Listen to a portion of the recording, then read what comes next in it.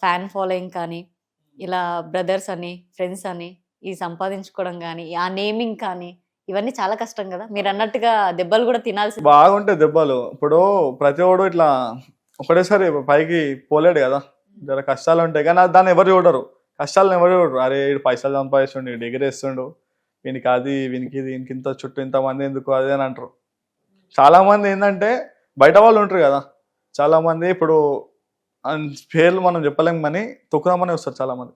అవును. దోస్తాన విషయంలో కాదు, బయట ఇక ఉంటారు కదా, నాకని ఎక్కువ లేస్తుండు విందొక్కాలి. మీరున్న సర్కిల్‌లోనేనా? నేనున్న సర్కిల్ అని కాదు, హ్మ్. నేను ఉండే ఏరియా బట్టి. అదే. అక్కడే అంటే అక్కడే మిమ్మల్ని డామినేట్ చేద్దామని చూస్తున్నారా? అవును.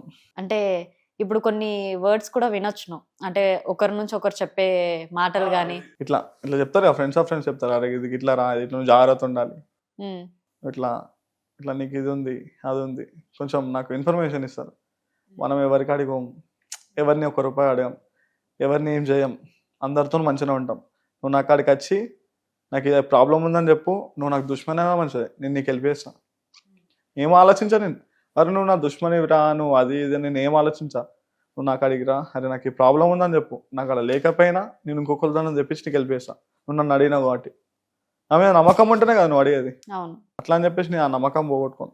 నాకు ఆ లేకపోయినా ఇచ్చేంత నాకు ఉంటుంది, హ్మ్. అంత అంత పేరు సంపాదించుకున్నా నేను. ఇప్పుడు నిజంగా ఒక పోస్ట్ పెట్టగానే నిమిషంలో లైక్‌లు, కామెంట్‌లు. నిమిషంలో లైక్లు కామెంట్లు అంటే ఇంకా జర చాలా మందికి ఏం కావాలంటే నా దగ్గర నుంచి కొత్త కొత్త డైలాగులు కావాలి.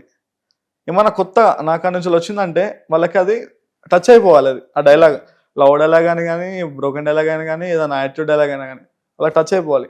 అలా టచ్ అయిపోయింది అనుకో, ఇక వాళ్ళని ఇంకా చాలా ఇంకా లేపనికి ట్రై చేస్తారు. నేను దాదాపు ఒక వీడియోస్ ఒక 2 months అవుతుంది, నాకు డైలీ ఒక 150 మెన్షన్స్ వస్తాయి నా డైలాగ్స్. ఇప్పటికి అకౌంట్ రీచ్ అయి ఉండదు అసలు. ఒక 2 months అవుతుంది వీడియోస్ చేయక, డైలీ ఒక 150 మెన్షన్స్ వస్తాయి. ఇవన్నీ డైలాగ్స్ అన్ని రియల్ లైఫ్‌లో ఫేస్ చేసినాయేనా? రియల్ లైఫ్ లో ఫేస్ చేసిన, అట్లా ఫేస్ చేస్తే అట్లా ఫేస్ చేస్తేనే డైలాగ్స్ వస్తాయి. అవును. కానీ చాలా మంది ఇక్కడ కూర్చున్నోళ్ళు చెప్పరు. రియల్ లైఫ్ లా ఇప్పుడు ఒక మనిషికి మనం చెప్పాలంటే నేను డైలాగ్ రూపంలో చెప్పగలను. అవును. అరే నువ్వు ఇట్లా రా అట్లా రా అని చెప్పలేను. నేను డైలాగ్ కొట్టినా అంటే అరే ఇది నా కోసమే రా అని అనుకోవాలి వాడు, నా కోసమే అనుకోవాలి వాడు. ఎవడైనా మంచిది, నా దోస్త్ అయినా మంచిదే. ఇట్లా నేను సీదా చెప్పేస్తాను, నేను డైలాగ్ రూపంలో చెప్పినాను ఇది నా కోసమే కొట్టిండా అని మనకు కలుగుతుంది పక్క. అవును. కామెంట్స్‌లలో గాని, మెసేజ్‌లో గాని సజెస్ట్ చేస్తుంటారా? నెక్స్ట్ ఈ చెప్తారు, అన్న ఆ డైలాగ్ కొట్టాం, అన్న ఇది చేయి అది చేయి అని చెప్పేసి. ఓకే. అలా చెప్పింది ఎప్పుడైనా చేశారా? లేదంటే మీ చేసిన. ఎందుకంటే ఇప్పుడు వాళ్ళు నన్ను ఇంతగానో సపోర్ట్ చేస్తారు కాబట్టి వాళ్ళ ఇష్టం నేను చేయాలి. వాళ్ళ ఇష్టం కొద్దీ కొన్ని రీల్స్ చేసిన. ఇప్పుడు డైలాగ్ పెట్టగానే రీల్స్ రీచ్ అయిపోతున్నాయి. ఓన్ వాయిస్ కాకుండా నార్మల్‌గా చేసేటివి ఏమన్నా ఉన్నాయా? నార్మల్గా చేస్తే అసలు ఎందుకని? ఐబ్రబా అనటానికి ఓన్ టాలెంట్ ఉంటేనే గుర్తుపడతారు బయట. ఏంటండి? ఐబ్రబా అనటానికి ఓన్ టాలెంట్ ఉంటేనే బయట గుర్తుపడతారు. నువ్వు ఎవరో స్క్రిప్ట్ పట్టుకొచ్చి నువ్వు వేస్తే నీకేం వాల్యూ ఉంటుంది, నీకేం గుర్తింపు ఉంటుంది?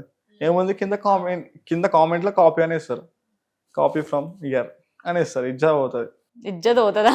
ఎందుకు మనకు అంతా సరే, డైలాగ్ లేకపోయినా కొన్ని రోజులకైనా ఆలోచించి సొంతంగా కొట్టుకోవాలి.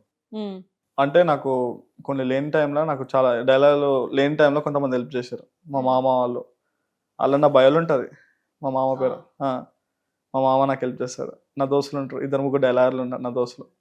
చిన్ను హైదరాబాద్ పిల్లాడు నాకు హెల్ప్ చేసే డైలాగుల విషయంలో. ఎందుకంటే ఇప్పుడు ప్రతిసారి నేను ఆలోచించలేను, వాళ్ళక్కడ కొన్ని ఉంటాయి నాకు హెల్ప్ చేస్తారు. హ్మ్.